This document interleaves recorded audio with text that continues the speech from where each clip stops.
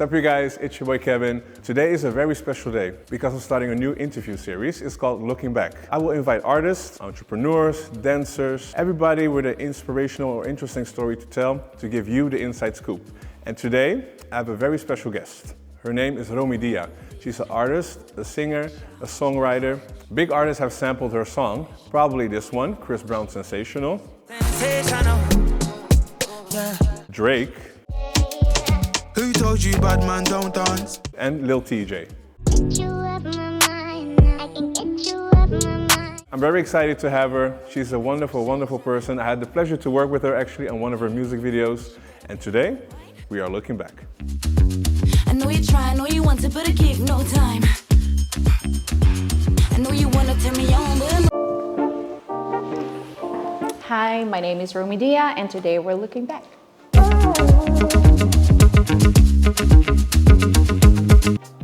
they all used to call me diamond in the rough. Whatever I was never. Well, this video, that's me and my female band back then in 2021, I guess, or 2022. And I just released, no, it was 2021.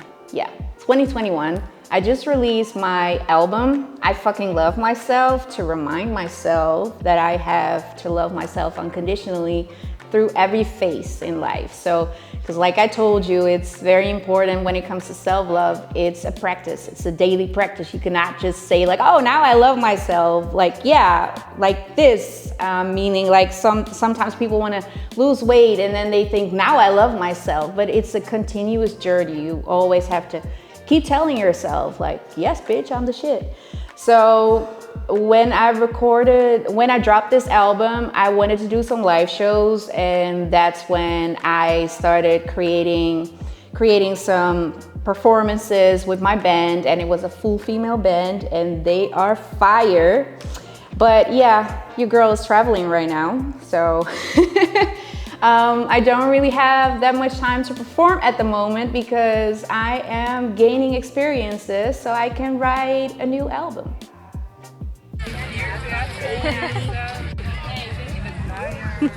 So what we're seeing here is I organized my first event for women at my home. And because my music is all about empowerment, self-love, and for me, it's very important to teach other women what it is, what self-love is about. Because self-love is a whole journey. It's not just talking to yourself in the mirror and telling yourself like, oh, I'm a hot mama. No, it's like daily work, daily practice. And that's what I've been trying to teach in my women empowerment events. And this was my first one. And what you see is the women who came, they wrote down what they were feeling that day, and some of them were very excited because they were like, oh, we've never done this before, and a lot of women didn't know each other, so it was a beautiful, beautiful experience. And now I'm working together with 3 of my friends, and I'm organizing events through Fiercely Femme. So if you're watching right now, come through in Amsterdam, but we're also hosting events in LA, and we're gonna do one in Bali, Aruba as well. So yeah, we're going international. So this picture is very interesting because they made a statue of my ass. And it was a project together with Game Face, and they're also designing clothes. And so they asked me if I wanted to, because they wanted to create statues of real women bodies. And that's when they asked me, and I was like, let's fucking do it, because this is also one thing that I notice a lot about women. They're very, very insecure about cellulite and rolls and everything. And I'm like, no, celebrate it. Because if you own it, confidence comes from within. And that's what you're showing eventually, like when you're walking around and people can feel your energy, because that is confidence. Confidence is like, I'm owning it. Yes, bitch, I look good. Even if I have some extra rolls and even if I have some cellulite, like, yes, I own it. And with this statue, it's a celebration of my body, but also celebrating other women. Like, yes, you gotta own it. And did it take long for you to realize it yourself and to walk in your own truth? Yeah, it took a while for me to finally see, like, yes, I'm a bad bitch. It took a while for me. I think eventually in 2018, that's when it clicked for me, because that's when I broke up with my ex after 12 years, and he said that it was always hard to love me. And I was like, wow, if someone says that, for me, that was an eye opener. And he was like, well, it was because you didn't love yourself. So I always had to tell you that you are beautiful, but you didn't believe it yourself. Like, for instance, I would always, when we were intimate, like I would always cover myself because I didn't like my body. And then I started talking to myself in the mirror, and talking to myself in the mirror when I was naked. And the first couple of times I was like, ugh, I don't like this body, I don't like this. And eventually I started speaking love, and I started speaking light to my body, and I said, you're beautiful. Everything about you is beautiful. You're strong, you're beautiful, and you got this. And every day, eventually I started seeing that it started to grow. It started to grow, and I started to become more confident. And eventually I looked in the mirror and I was like, look at this. I'm like, hello. So yeah, it took me a couple of years, but now when even someone tells me like, oh, you got a fat ass, I'm like, yeah, I know. So you don't like it. If you don't like it, that's your problem, but I like it. Even recently, someone told me, because I'm growing out my gray hair right now, well, no, I'm gonna say silver.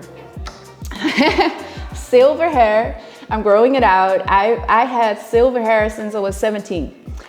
And I was very insecure about it. And now I was like, you know what? Fuck it. I'm just gonna wear it because I'm proud of who I am. And this is part of me. So I'm just gonna own it. And it's unique, because I still look young. I got no wrinkles. I'm sorry, not sorry. So I was like, bitch, I'm gonna own it. And this woman told me, she was like, well, don't you think you should color your hair again, dye your hair? And I was like, why? She was like, yeah, what do you think that other people think? I was like, I don't care what other people think. I care what I think, because I like myself. So, it's like, yeah, I had to work on it for a long time, but now I notice that it doesn't hurt me anymore. It doesn't matter what people tell me, like, oh, you're this or you're that. I'm like, okay, that's your opinion, and that's okay, but I like me, so.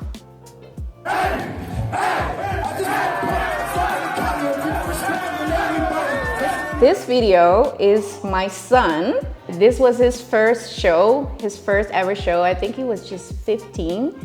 And that was his first show. And I had my first show in London. So I felt so bad that I couldn't be there. But he was like, Mommy, you go follow your dream. I'm gonna follow my dream. And this is so beautiful that, it's in the blood. You can see it's in the blood. Like, I didn't push them to do music. No, they wanted to do it themselves. Meaning, like, my youngest son is also in music, so both of them are music. And I was so proud of this moment. He sent me this video right before I had to do my show in London. So it was a beautiful moment. Yeah. Okay. This picture right here, that's when my life started to change. Because this is when I got a 24,000 bill. And in the Netherlands, you call this the toeslagenaffaire. So basically, it's like a whole thing with the government and taxes, and yeah, I don't want to get into it, but it was a whole thing. And back then, me and my ex were together, and he was just tired of me being a hippie. And yeah, it just didn't work out between us, so we broke up. We broke up after 12 years, and it was really, really tough because that same day this bill came in, and he was just like, I can't do this any longer. Like, you want to do music, but we got a family, and how are you gonna make a living out of music? And that's when I chose me. That's when I bought a ticket to LA for 3 weeks, and I never went away longer than 3 days. So going away for 3 weeks, not seeing my kids, they were like, what the fuck is mommy doing right now? But I had to choose me, because you cannot pour from an empty cup. And back then I was a lawyer. I was a mom, I had my own music school, and I just released a song with Martin Garrix and David Guetta, and I had no management. I was doing everything on my own, so it was just too much for me. And eventually I was like, I need to choose me, because you cannot pour from an empty cup. And that's when I bought a ticket in the middle of the night and went to LA, and I didn't know anyone. I only went there with my MacBook, my mic, and my voice. And I was like, you know what? I'll figure it out. And I figured it out. I work with the best people, and because I went to my publisher back then in LA. I have a publisher here, and they also have an office in LA. So I went to my publisher there, and I said, listen, I want to work with the best people, and I'm not gonna leave until that happens, because I lost everything already. And I was like, I have to follow my dream, and I have to do this for me right now, because if I don't do this right now, I will regret it for the rest of my life. So that's when everything started to change, because since then I've been making full-time music, and I've been, you know, making a living out of music. So changed everything. It's breaking me, I'm losing you. We were far from perfect, but we were worth it. And this song, yeah, it changed everything for me. This song was with Martin Garrix and David Guetta, and it came right at the moment where I was about to give up on music. As I said, I was working as a lawyer, worked as a lawyer for the city of Amsterdam, had my own music school, and being a mom, being a wife. And I was like, you know what? I had a steady income. I had, you know, my own home. I was a homeowner. Everything on paper looked freaking amazing. And then this producer called me that I know since I was 17, and he said, hey, Romy, I got this song with Martin Garrix and David Guetta, and I think you can kill it. And I was like, okay. But I already kind of gave up on music, and honestly, this guy, he sent me demos from Rihanna, BB Rexa, Sia as well. And he was like, maybe you should try it. And then every time it was like, oh, we chose Rihanna, oh, we chose BB Rexa, oh, we chose Sia. I was like, duh. So I had nothing to lose back then. And I was like, you know what? I would just go to the studio. And I said to the creator, I said, okay, if you want me to do music, you gotta give me a sign, because I'm actually done with this. Like, I'm 31, back then I was 31. I was like, I don't see myself being a pop star. I don't see that happening. But then the day that my parents took me to this musical of Gloria Estefan, because when I was 4, I was always singing in front of the mirror with my little brush, with my little hairbrush. And I was always mimicking her. And what happened back then was that my parents took me to this musical because they saw that I was losing my faith in music back then. And I was like, you know what? I'm living a good life. Everyone is happy right now. I'm making good money. Whatever. If it God's, the creators, the universe will, for me to make music, give me a sign. And that day, when I went to this musical, I got the call from the producer, and he said, Romy, it's gonna be you. And I was like, what the fuck? Well, I couldn't believe it, because he was like, do you realize that the whole world is gonna hear your voice? And I was like, I was not ready for that. And then what happened, I went to work being a lawyer, and my song was all over the radio. My dad even called the radio, and he was like, yeah, I always hear that you say Martin Garrix, David Guetta, not even Jamie Scott, because he's also on the song, but you never call my daughter's name. Do you know who she is? And like, you know, that was a whole thing back then. But because he was so proud, and he was like, do you know that she's from the Netherlands as well? So that was a beautiful moment. And then my co-workers, all my colleagues were like, you're on the radio. What are you doing here? But the reality is that people think like, oh, you got a big song with this big artist and money, you know, you got $1 million in your bank account. That's what they think. Well, the reality is different. But, you know, it's like, that's when I was like, okay, I think I need to choose music. And then later on I went to LA. So that's what, and that's when I chose me. So that's what happened. That's the story behind So Far Away. Yes. I pray for you. Know you would come my way. I pray for you. This video over here, that's me in Ghana. I recorded a music video with, wow, with Young Dada, yeah. With Young Dada in Ghana, and he is also on my album, and I was like, I want to give it an extra push.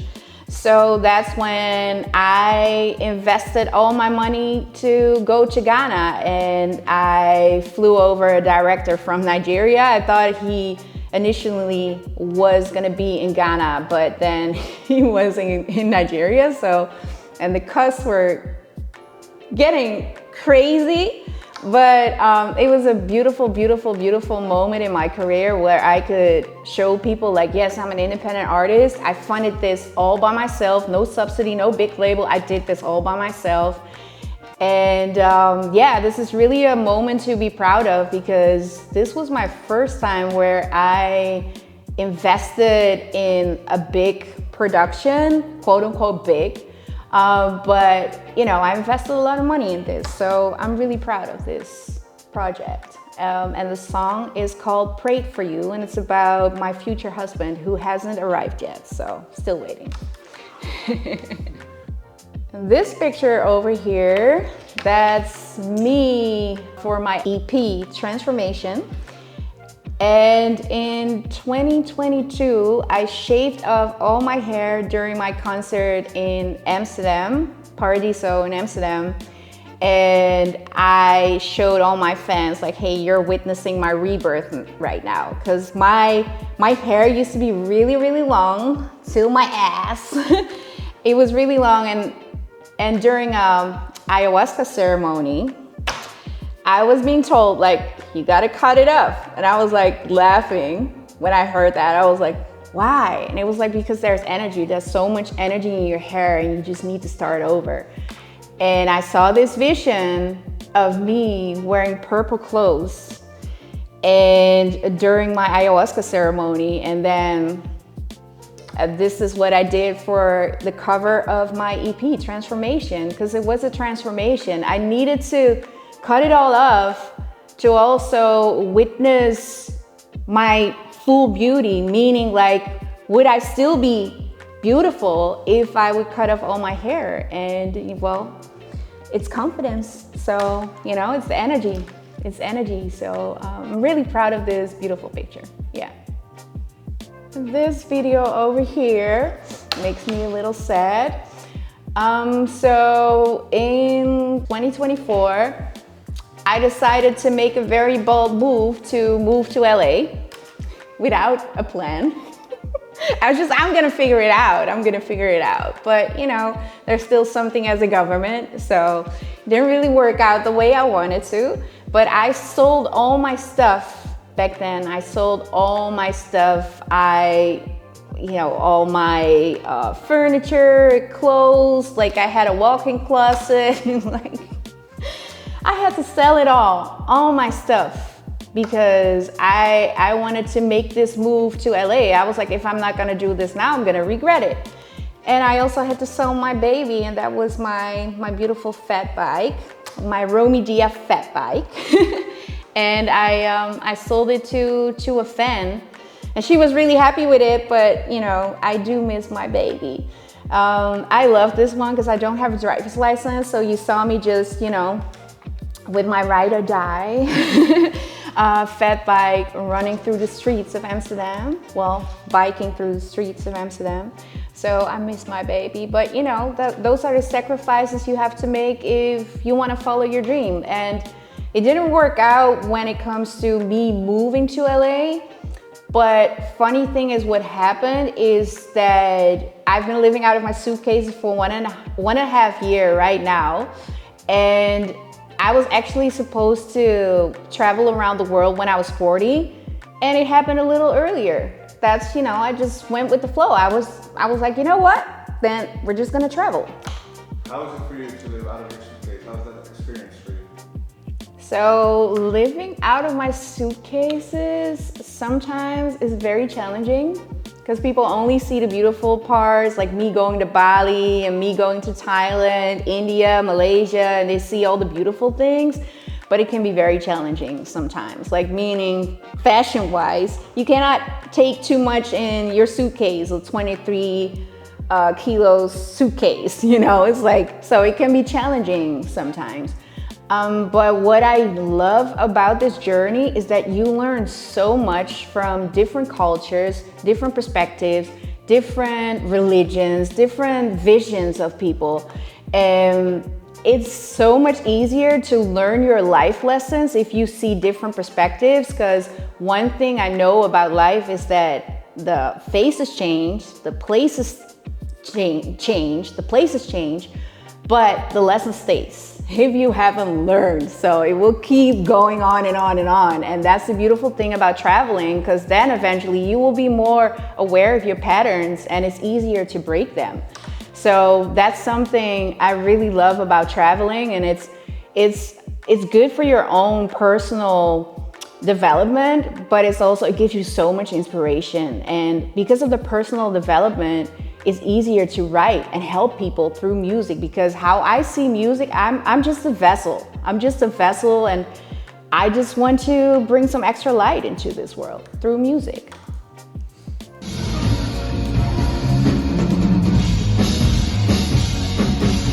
So this video over here, that's me in Paradiso, Amsterdam, when I shaved off all my hair.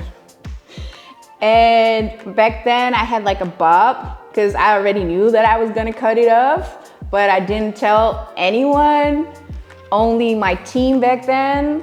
And I remember that my best friend, he was shocked because he was like, what the fuck, do you have a Britney Spears moment over here? Like, what the fuck is going on? Why are you doing this? And he walked away, he was mad as fuck. And that was so interesting because I was like, why do you have a problem with that? It's my hair, why is it your problem? But here's the thing, what I noticed about when you change, people don't recognize you anymore because they are used to a version you were. But if you're going through change, like, of course, also how you look is gonna change, because if the inner world changed, the outer world is also gonna change. And it was very interesting that a lot of people, and not even my best friend, but a lot of people were reacting in a certain way, like, why did you do that? You're not a woman anymore because you shaved off your hair. And I honestly felt my most confident when I was bald, honestly, because, you know, every time when I shaved it up, I was like, it's so freeing. And I just felt, yeah, I felt more confident and more sexy, because every time I was like, oh yeah, I'm feeling myself, bitch. So honestly, it was a beautiful moment of self-love and of liberation. When you shaved it off, like, did it feel like you couldn't hide behind your hair anymore? Or? Yeah, so what it was with my hair, indeed, it was like, usually I would always play with it, like, you know, and because I have really long hair, so I would always play with it. Or indeed, when you had like pimples, you could always hide behind it. Now I couldn't hide behind my hair. So yeah, it could be, sometimes it was a little challenging, but honestly, I do have to say, I was like, well, my face is actually, I do have a beautiful face. So it was for me also a new perspective for me to love myself in a different way. Right. So I have a little friend right here. Yeah. So precious. So this was me in Bali. It was the first time I ever went to Bali, and I had so many dreams about it. My parents told me about it. I'm half Indonesian, half Dutch. So for me, connecting to my roots was very special. And I went to this temple. It's like this famous Instagrammable temple, and everyone wanted to take a picture there. And I was like, I don't like this shit. I don't like this. Everyone is taking pictures. Like, it just, I was like, no, I need something more. So what I did was, like, I went to the people of the actual temple, And I said, can I pray here? Can I meditate? Because I want to know how the locals are, you know, praying. And I went, so I went behind the temple, the Instagrammable temple, where all the locals went. And I had this beautiful moment where I meditated with this priest, or however you want to call it, and he blessed me, and we were saying prayers to the sun god, and like, it was such a beautiful moment. And then when I stepped outside, I walked down these stairs, and then this little bird flew on my hand. And I think it was her, because my grandma, she passed away like a month before that. And when she passed away, she, right before she passed away, she was like, oh, I see a little robin. So she saw a bird. This is not a robin. I think it's like a, how do you call that? Anyway, a bird. It was a bird. It was a cute little bird. And she flew on my hand, and she stayed there for an hour. And all the people, all the tourists were taking pictures of me instead of the Instagrammable spot. And they're like, oh, you got this little bird. That's so cute. And she stayed there, and I felt that it was my grandma that was just saying like, thank you for doing this, and thank you for healing us, and thank you for healing this whole lineage of us. Because me going to this special place in Indonesia, Bali, Indonesia, this island, was me connecting to my roots and just putting all the pieces together and really saying, you know, I'm proud of who I am and where I'm coming from. Like, yes, this is just an earthly life that I'm living, but on this earthly life, I have all these beautiful lessons and all these, you know, sometimes it's difficult in life. And especially when my grandma passed away, it was really hard for us because she held our family together. So when this little bird flew on my head, I was just like, okay, thank you, grandma. So it was a very special moment. Yeah.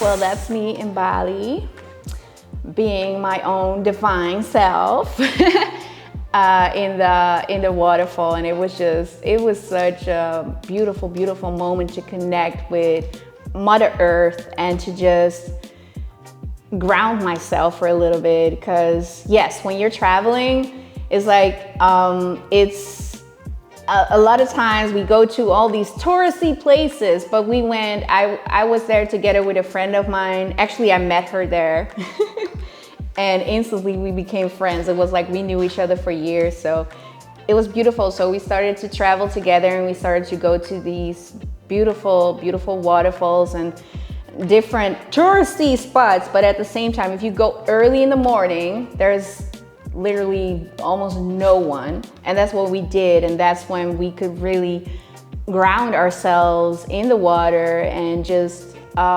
connect with Mama Earth and just be in awe and be present with how beautiful the earth can be. And especially in Bali, it's like paradise. So yeah, and also me, you know, just acknowledging my curves and my cellulite and my stripes that I earned from my 2 kids. Like, yeah, I owned it. So I love this picture. Yeah. My love for you is unconditional. This love I feel is unconditional. I love this video over here. This is Parenthood. I created it with this man behind the camera. So this is my song Parenthood, and it's a song about the unconditional love that I have for my kids. And we recorded it in my home back then, and that I don't have anymore. Home is within right now. But I love this moment, doing this with my kids, and it was a beautiful bonding moment. And that's also when it started to, I think that's when it kind of started for my youngest son. He was like, I actually like this music thing that you're doing. So that's when he started doing music as well. So it's beautiful to see that all coming together. And I just love that I have a video that is authentic and real and showing what it's like to be a mom of two beautiful kings. And in this song, you can really feel what I'm saying there. I produced it myself as well. I mixed and mastered it myself as well. And I'm really proud of this song. So, Parenthood, yeah.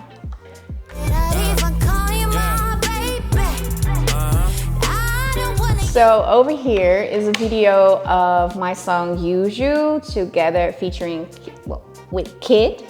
And he's an amazing rapper from Belgium. And I love this song because I'm being honest about, this song from, I think it's Summer Walker, Girls Need Love or something, I don't know. She's just talking about, sometimes she just wants to fuck and, no strings attached.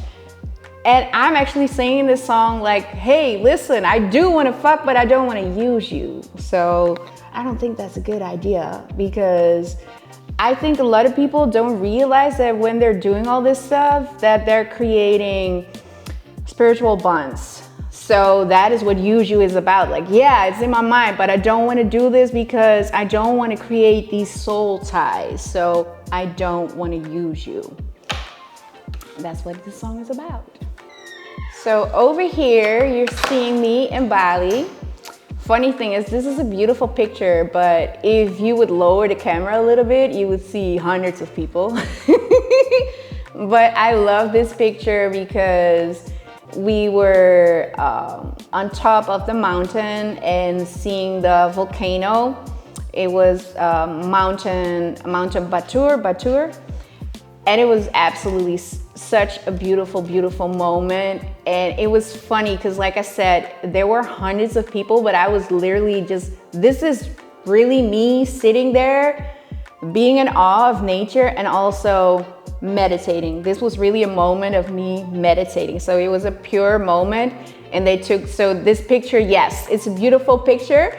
And of course, I was sitting in a way like, I wanted to sit beautifully, but I was meditating back there, and it was, again, a moment of peace and a moment of recalling my power back and a moment to connect with my ancestors. Yeah, so I love this picture.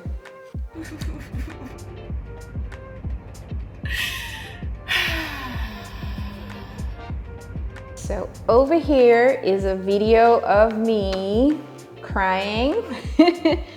This is when I went to Java. That's where my grandma is from. I went to Bandung. That is where she grew up as a young girl.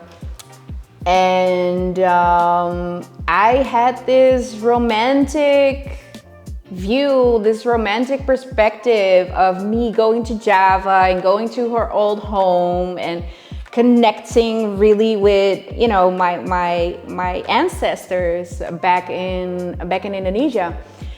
And what happened is when I went to this island, people didn't like the way I looked because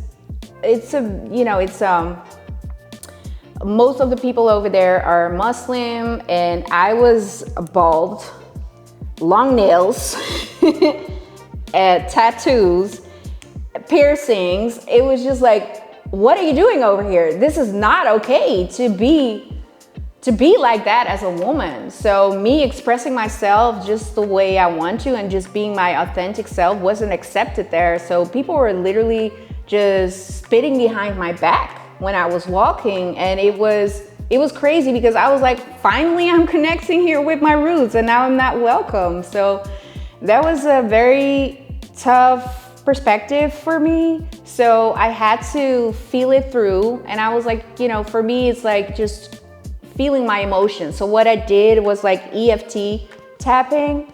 It's like emotional release and like just letting it go. So when you have like a panic attack, what I do most of the time is just like this. So to calm myself down and just feel it through, feel it through, and instead of pushing it away, I said, okay, I welcome all my feelings, and it's okay to feel like this. It's okay to not feel welcome. I'm just gonna, you know, make the best out of it. And yeah, it was a tough moment, but at the same time, it was beautiful because the moment I was processing my emotions, I was also like, you know what? It's okay to not be okay. So. Wait, is that you? Yeah, that's me.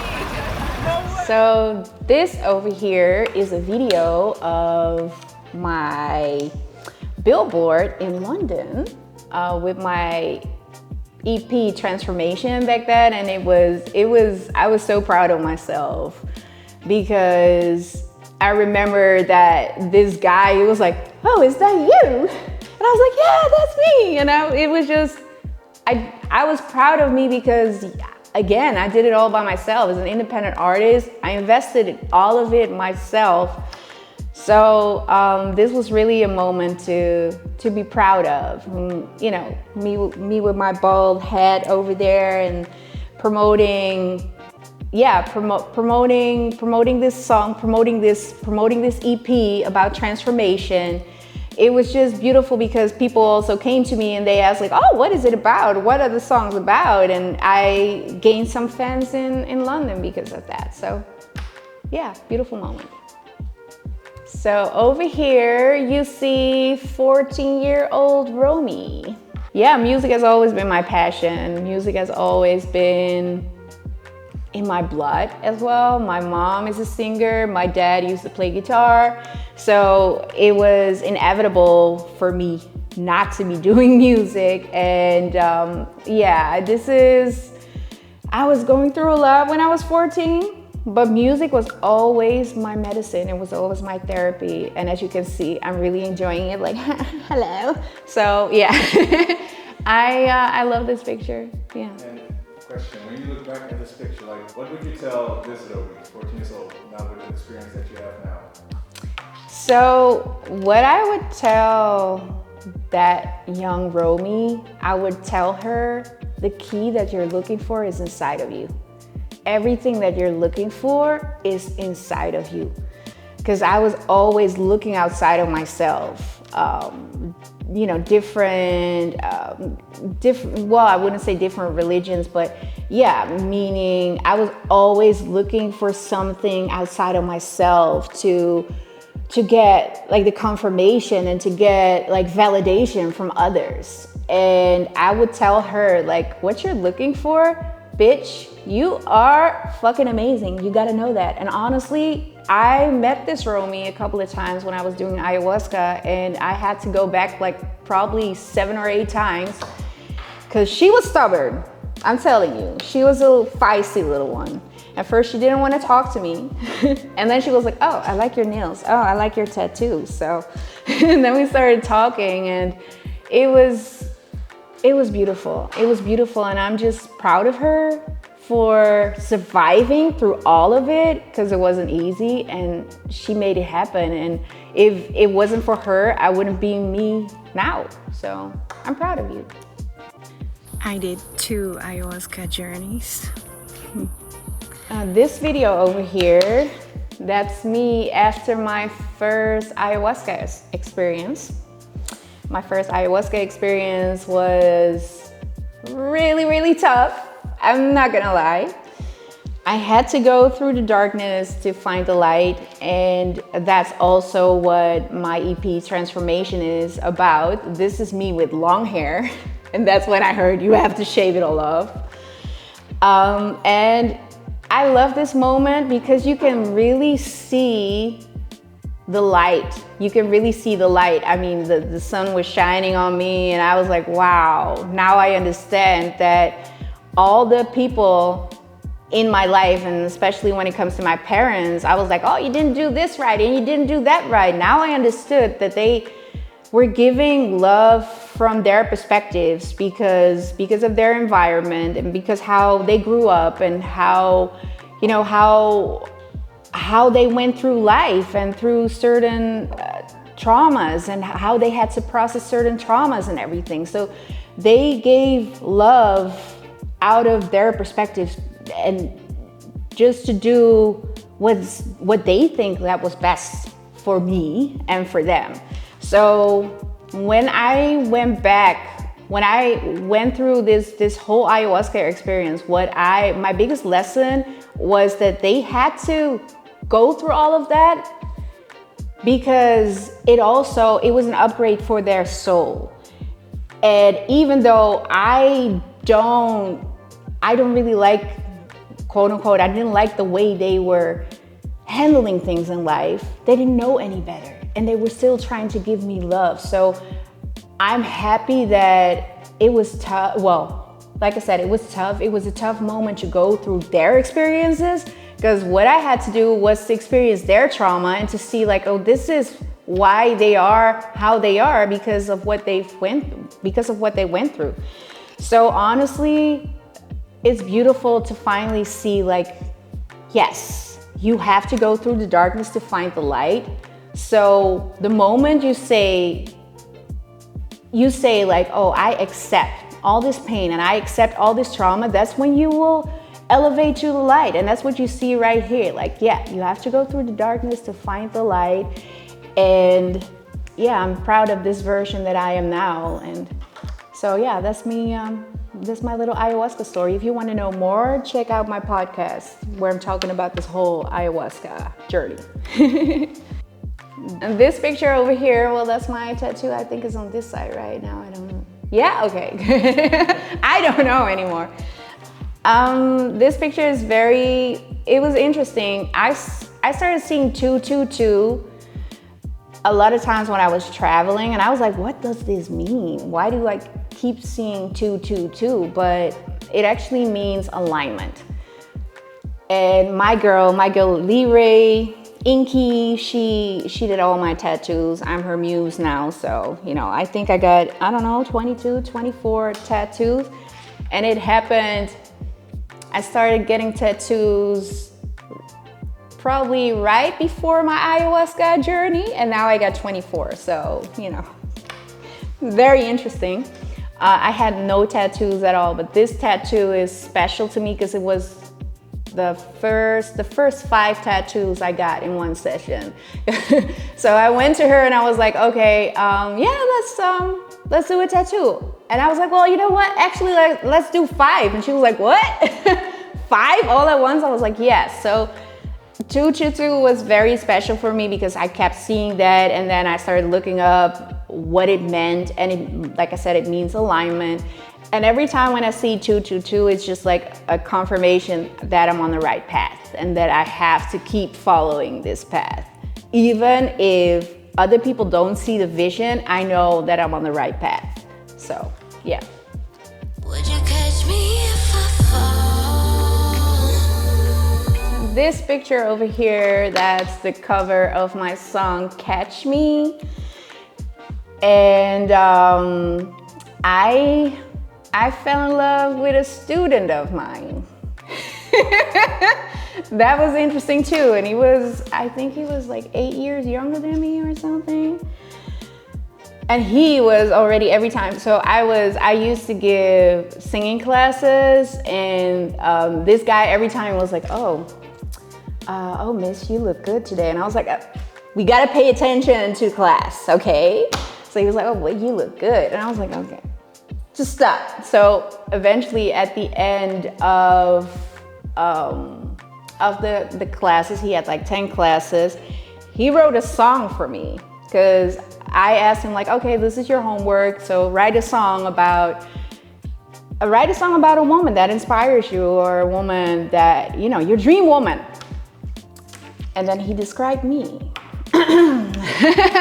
So that was really cute. And he was like, yeah, can we go on a date? I was like, you're too young. What do you know about life? Like, no, this is not gonna happen. And I was still playing hard to get. And eventually he was like, well, why don't you just take the leap of faith? And why don't you just go on a date with me? Just one date. And, he treated me like a queen. He was such a gentleman. And that's when I started to fall in love. And I said, I wrote this song and I said, would you catch me if I fall? And then when I was really falling for him, he ghosted me for 2 weeks. So that didn't work out. But So he didn't catch me, but it's okay. You know, I still have this beautiful song, Catch Me, and later on, he didn't forget about me. He was like, can we try again? I was like, no. I'm a Scorpio, so, you know, if I give you a shot and it doesn't work out, it's done. Like, this is it. We're done. So. I just wanna cry out loud. I just wanna scream. This video over here, this song is called Unspoken. And this is one of my most vulnerable songs. Every time when I talk about this, I feel this in my throat because it's called Unspoken, like I said, and it's about, yeah, this is a trigger warning, by the way. It's about sexual abuse. And when I was 14, shit, I don't want to cry right now. Yeah, this happened to me when I was 14. And it's still painful to me because it changed me. It changed me now into the version I am now, and I can talk about it, but it was the moment that it broke my soul completely. My soul left my body when that happened in a bad way. And this song is actually that I couldn't talk about it. I couldn't talk about it, but I could write a song about it. And I wanted to be there for the people. Thank you so much. I wanted to be there for the people that went through this and didn't know how to express themselves. So in this song, I'm saying, I just want to cry out loud. I just want to scream out loud, but I just can't because it's hard to talk about these situations. And I pushed it away for years and I didn't talk about it at all. And then this song is like, it opened a portal for people to be seen and to be felt and to be heard. And I think this is so important that artists, when they are a vessel and they can transmute their pain and alchemize their pain. This is what I did with this song. So I still believe that this song eventually will be big. I still have that feeling, and not because I want to, but because I want to create impact with this song to help other people to feel through their pain. Don't push it away, but just feel it through. And you know, even now, yes, after all these years, it still hurts me, but I know how to deal with it. And if I didn't go through that situation, I wouldn't be the person I'm now. So I forgive them for what happened. If somebody's watching is going like through the same situation, what could they do? I would give the advice, don't push it away. Because eventually, after years, it's gonna come up and like, it will be part of who you are as a person in a bad way, quote unquote bad way, if you push it away. Because there's all this anger and all this pain and all this sadness that's inside of your body. So it will express itself through pain, like sicknesses, or through the way you're behaving in a certain way. And for me, that was the same way because I pushed it away. I became a mom at a young age. I was 19 when I was pregnant of my oldest son, who's 19 now. And like, when I push it away for years, eventually it comes up. So I would suggest, please talk about it if you can. If you can find someone to talk about, just talk about the situation. So, or write about it, or transmute it through art, like paintings or music or different creations. Like express yourself through that, because I had a hard time to talk about it. So for me, it was like me expressing myself through music was my way of finally saying, here, it's out there.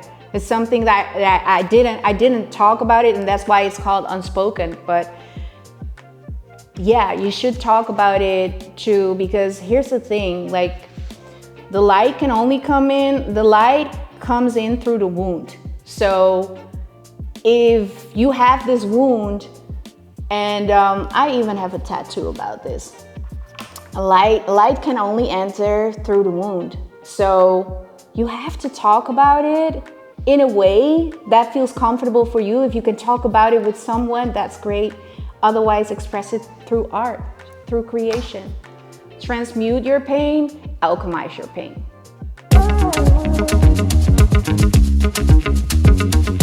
So keep watching, because in 2026, I'm finally gonna release my album. I've been working on it for 2 years now, but yes, it's gonna come out in 2026. So I'm really excited about that. The name, I still don't know what it's gonna be. I actually had a name and now I'm doubting it, but there's gonna be an album, so stay tuned. And where can people find you on Instagram, socials? You can find me on Instagram, Romy Dya, ROMYDYA. Check it out over here and go and follow me. Mwah.